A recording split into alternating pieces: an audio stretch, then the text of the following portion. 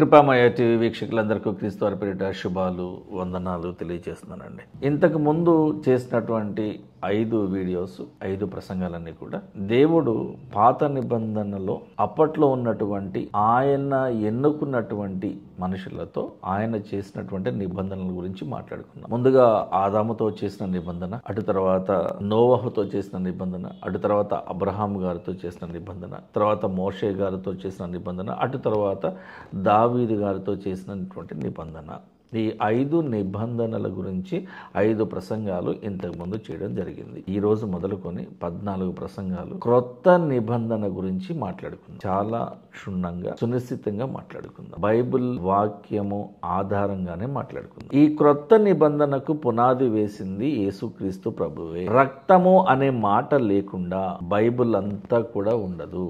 అసలు బైబిల్ అనే మాటే ఉండదు. రక్తము ఆది కాండము మొదలుకొని ప్రకటన గ్రంథము వరకు రక్తమును గురించినటువంటి ప్రస్తావన ఎన్నో చోట్ల మనకి కనిపిస్తుంది. ఈ రక్తమే దేహమునకు ప్రాణము. యేసుక్రీస్తు పరిశుద్ధ రక్తము మాత్రమే మనలను మన పాపముల నుండి కడిగి వేస్తుంది. యేసు శిలువ పైన కార్చిన రక్తమే మనలను పరలోకానికి నిత్య జీవంలోనికి నడిపించి తీసుకెళ్ళి. కాబట్టి క్రొత్త నిబంధనకు పునాది వేసినది యేసుక్రీస్తు ప్రభువే. నిబంధనలు అంటే అర్థమైనట్టే. నిబంధన అంటే ఒక అగ్రిమెంట్ అన్నమాట, ఒక కావెనెంట్. బైబిల్ భాషలో స్క్రిప్చురల్ లాంగ్వేజ్ లో చెప్పాలంటే కావెనెంట్. ఈ నిబంధనలు అనేటువంటివి దేవుడు వివిధ కాలములలో వివిధ మనుషులతో, ఆయన ఎన్నుకున్న మనుషులతో ఆయనే చేసినటువంటి వాగ్దానములు, ఈ వడంబడికలు, ఈ నిబంధనలు, ఈ డీల్ లేదా అగ్రిమెంట్ లేదా ఒక కావెనెంట్ లేదా ఒక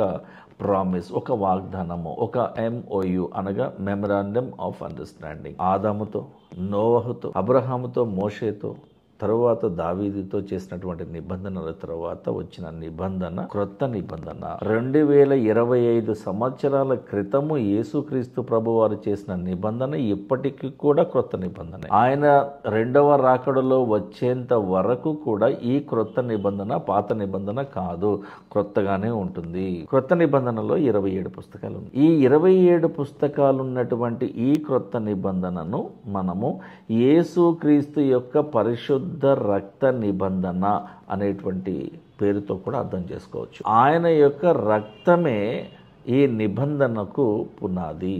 చూడండి, లూకా సువార్తలకు ఒకసారి వెళ్దాము. 22వ అధ్యాయము 20వ వచనములో, భోజనము అయిన తరువాత యేసుక్రీస్తు ప్రభువు గిన్నె పట్టుకొని, ఈ గిన్నె మీ కొరకు చిందింపబడుచున్న నా పరిశుద్ధ రక్తము వలననైన క్రొత్త నిబంధన అని ఆయనే చెప్పారు. ఇక్కడ ఇస్సాకును బలిగా అర్పించుట యేసుక్రీస్తు తనను తాను బలిగా అర్పించుకొనుటకు ఒక సాదృశ్యం. ఇస్సాకును బలి చేయమన్నాడు దేవుడు. అయితే ఆ బలిని ఆపింది కూడా దేవుడే. నువ్వు నీ కుమారుణ్ణి బలి ఇవ్వద్దు, నా కుమారుణ్ణి బలిస్తాను అని ఒక పొట్టేలు రూపములో కొమ్ములు తగులుకొని ఉన్నటువంటి ఒక పొట్టేలను చూపించి, ఇదిగో నీ కుమారునికి బదులుగా నా కుమారుణ్ణి నువ్వు బలిచ్చేయి అని చెప్తాడు. అంటే యేసుక్రీస్తు ప్రభువుకు సాదృశ్యము పాత నిబంధనలో ఎన్నో చోట్ల ఉందండి ఈ ప్రస్తావన.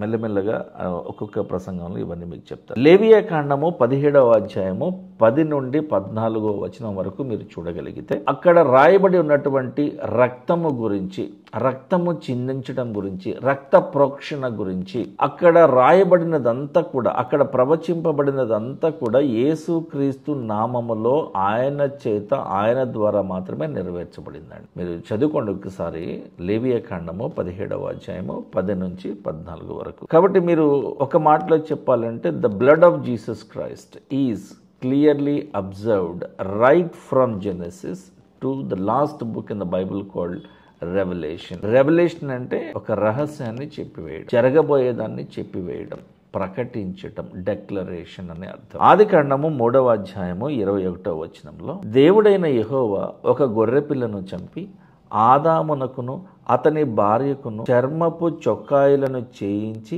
వారికి తొడిగించెను. అంటే మనిషి మనుగడకు దేవుడు ఏర్పాటు చేసిన ఒక నిబంధన ఇక్కడ మనకు కనిపిస్తుంది. ఆది కాండము 3:21లో జరిగినటువంటి ఆ గొర్రె పిల్ల హత్య ఏదైతే ఉన్నదో, రక్తము చిందింపబడకుండా చర్మము తీయుట అసాధ్యము. ఈ రక్త నిబంధనకు పునాది ఆది కాండంలోనే ఉందండి, సువార్తలలో కాదు, ఆది కాండంలోనే ఉన్నది. అటు తర్వాత నిర్గమకాండము, లేవియ కాండము, మీరు ఇవన్నీ చూసుకుంటే బలి కార్యక్రమాలు ఉంటాయి. అక్కడ పాప పరిహారార్థ బలి అని ఉంటుంది, సమాధాన పరిహారార్థ బలి అని ఉంటుంది.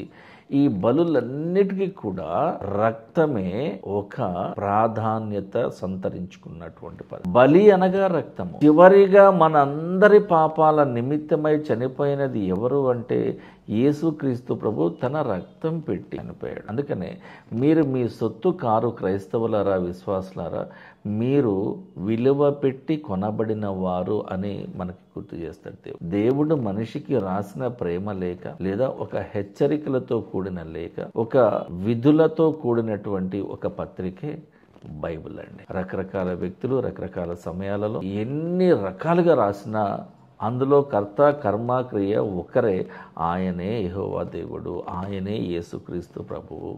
యేసుక్రీస్తు అంటే మరి ఎవరో కదండి, యెహోవా దేవుడు తనను తాను తగ్గించుకుని మానవ ఆకారంలో, మానవ అవతారంలో మనుషుల పాపములన్నిటినీ కూడా క్షమించి వేయడానికి, మన పాపములన్నిటిని తుడిచివేయడానికి, మన పాపములను ఆయన మీద వేసుకోవడానికి వచ్చినటువంటి ఆయన పేరే యేసుక్రీస్తు. యేసుక్రీస్తే దేవుడు. చిన్న ప్రార్థన కొరకే తలలో ఉంచుదాం. పరలోకమందున్న మా తండ్రి, మా ప్రార్థన ఆలకించండి ప్రభువా. నీకున్నటువంటి అద్వితీయ కుమారుడైన యేసుక్రీస్తు ప్రభు యొక్క రక్త నిబంధన గురించి, ఆయన యొక్క పరిశుద్ధ రక్త నిబంధన గురించి ఈ రోజు మొదలుకొని 14 ప్రసంగాలు చేయవలసి ఉన్నాం ప్రభువా. మీరే మాతో, మా ద్వారా మాట్లాడండి. మూసుకుపోయినటువంటి ఆత్మీయ కనులను తెరిపించే ప్రయత్నపడుతున్నాం ప్రభు. ఆ ప్రయత్నం అంతట్లో మీరు మాకు తోడుగా మమ్మల్ని నడిపించుకొని యేసుక్రీస్తు వారి పరిశుద్ధ నామములో ప్రార్థిస్తున్నాం తండ్రి. ఆమేన్. Thank you. మేము చేస్తున్నటువంటి వీడియోస్ అన్ని, ప్రసంగాలన్నీ మీకు నచ్చుతున్నట్లయితే ఒక లైక్ చేయండి. మీ స్నేహితులతో, బంధుమిత్రులందరితో కూడా ఈ వీడియోస్ని షేర్ చేసే ప్రయత్నం చేయండి. కమెంట్ చేయండి. మీ విలువైన సలహాలను, సూచనలు తెలియచేయండి. సబ్స్క్రైబ్ చేసుకోండి. Be in touch with us. Thank you.